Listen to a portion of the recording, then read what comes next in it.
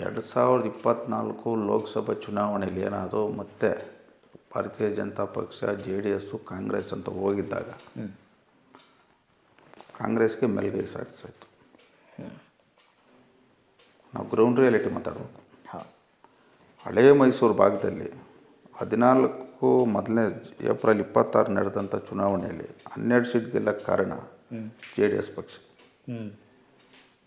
ಯಾವತ್ತೂ ಇಲ್ಲಿ ದೇವೇಗೌಡರ ಕುಟುಂಬನ JDS ಪಕ್ಷನ ಕಾಂಗ್ರೆಸ್ ಪಕ್ಷದವ್ರು ಹೀನಾಗಿ ನೋಡಿದಾಗ JDS ಪಕ್ಷದ ಮುಖಂಡರು ವೋಟರ್ಸ್ ಎಲ್ಲ ಡಿಸೈಡ್ ಮಾಡಿ BJP ಅಭ್ಯರ್ಥಿ ಅಂತ ಏನೂ ನೋಡಿಲ್ಲ, ಎಲ್ಲ JDS ಅಭ್ಯರ್ಥಿ, ಎಲ್ಲ ದೇವೇಗೌಡರು ಕುಮಾರಸ್ವಾಮಿ ಅಂತೇಳಿ ಚುನಾವಣೆ ಮಾಡಿದ್ದಕ್ಕೆ 12 ಸೀಟ್ ಗೆದ್ದಿದ್ದು. ಇದು ದೊಡ್ಡ ಹೊಡೆತ ಕಾಂಗ್ರೆಸ್ಗೆ. ಈ ಪಾದಯಾತ್ರೆ ಹಿಂದಿರೋ ರಹಸ್ಯ ಏನು ಸರ್? ಪಾದಯಾತ್ರೆ ಅಂದರೆ ಮೊನ್ನೆ ನಡೆದಂಥ ಅಧಿವೇಶನ, ಮೊನ್ನೆ ಸದನದಲ್ಲಿ ನಾನು ಹೋಗಿ ಕೂತ್ಕೊಂಡಾಗ ಈಗ ಇಲ್ಲಿ ವಿರೋಧ ಪಕ್ಷದವರು ನಾವು ಸೇರಿ ಕಾಂಗ್ರೆಸ್ ಪಕ್ಷದ ಭ್ರಷ್ಟಾಚಾರದ ಬಗ್ಗೆ ಮಾತಾಡಿದ ಕಾಂಗ್ರೆಸ್ ಪಕ್ಷದವರು ಅದು ಕೊಟ್ಟಂಥ ಉತ್ತರ, ಈಗ ಮೂಡಾದಲ್ಲಿ ಹಗರಣ ನಡೆದಿಲ್ಲ, ತನಿಖೆ ಆಗಲಿ ಅಂತ ಮಾತಾಡ್ಬೋದು. ವಾಲ್ಮೀಕಿ ಅಭಿವೃದ್ಧಿ ನಿಗಮದಲ್ಲಿ ಅಕ್ರಮ ಆಗಿಲ್ಲ, ತನಿಖೆ ಆಗಲಿ ಅಂತ ಮಾತಾಡ್ಬೋದು. ಹಾಗೆ ಇಲ್ಲ ಅಂತೇಳಿ ಸಮರ್ಸ್ಕೊಬೋದು.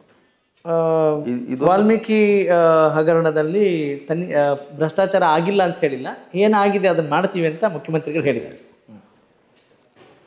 ಅವರು ಸಮರ್ಸ್ಕೊಂಡಿದ್ದು ಹೆಂಗಿತ್ತಂದರೆ, ನಿಮ್ಮ ಅಧಿಕಾರದಲ್ಲಿ ನೀವು ತಪ್ಪು ಮಾಡಿಲ್ಲ ಅಂದರೆ ನೀವು ಸಗಣಿ ತಿಂದಿದ್ದೀರಿ, ನಾವು ತಿಂದಿದ್ದೀರಿ ಅನ್ನೋ ಲೆಕ್ಕಾಚಾರದಲ್ಲಿ ಮಾತಾಡಿ. ಅವ್ರ ಸಮರ್ಥನೆ ಸಮರ್ಪಕವಾಗಿಲ್ಲ ಅಂತ. ಅದು ಕರೆಕ್ಟ್ ಅಲ್ಲ. ಈಗ ನಾವು ಸದನದಲ್ಲಿ ಮಾತಾಡ್ಬೇಕಾದ್ರೆ ರಾಜಕಾರಣಿಗಳಿಗೆ MLAಗಳಿಗೆ ಇರೋದೇ ಸದನ ಮಾತಾಡೋಕ್ಕೆ. ಅವ್ರು ಸಮರ್ಸ್ಕೊಂಡೆ ತಪ್ಪೇ ಮಾಡಿಲ್ಲ, ನಾವು ಕೋರ್ಟಲ್ಲಿ ಎನ್ಕ್ವೈರಿ ಆಗಲಿ, ಕೋರ್ಟಲ್ಲಿ ತೀರ್ಪು ಬರಲಿ ಅಂತ ಹೇಳ್ಬೋದು. ನೀವು ಮಾಡಿಲ್ಲ ಅಂದರೆ ಅದಕ್ಕೆ ಅರ್ಥ ಏನು? ಇದನ್ನ ಕೇಳಿಸ್ಕೊಳ್ಳೋ ಜನದ ಪರಿಸ್ಥಿತಿ ಅದು. ಕರೆಕ್ಟ್.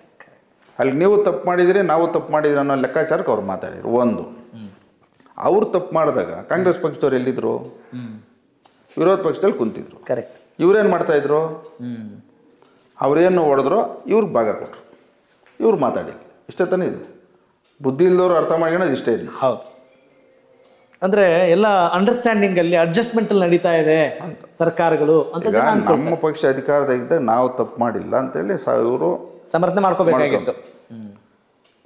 ನೀವು ಮಾಡಿಲ್ಲ, ಯಡಿಯೂರಪ್ಪನ ಮಾಡಿಲ್ಲ, ಬೊಮ್ಮಾಯಿ ಮಾಡಿಲ್ಲ ಅಂದರೆ ಏನು ಅರ್ಥ ಅಲ್ಲಿಗೆ ನೀವು ತಪ್ಪು ಮಾಡಿದ್ರಿ, ನಾವು ತಪ್ಪು ಮಾಡಿದ್ರೆ ಅಂತ ಇವ್ರು ಒಪ್ಕೊಂಡಂಗಾಯ್ತು. ಇದು ಜನ ಈ ಪಾಪ ಕೂಲಿ ಮಾಡೋರು ನೋಡ್ತಾ ಇರ್ತಾರೆ, ಕುರಿ ಮೇಸೋರು ನೋಡ್ತಾರೆ, ದನ ಕಾಯೋರು ನೋಡ್ತಾ ಇರ್ತಾರೆ. ಏನಪ್ಪ ಇವ್ರಿಗೆ ಮಾತಾಡಿದೆ ಅಂತ ಅವ್ರಿಗೆ ಮಾಡೋ ಅವಮಾನ ಇದು. ಇವತ್ತು ಜನತೆ ರಾಜಕಾರಣಿಗಳನ್ನಂದರೆ ಕೀಳು ಮಟ್ಟದಲ್ಲಿ ನೋಡ್ತಾ ಇದ್ದಾರೆ ಮನಸ್ಸೊಳಗಡೆ.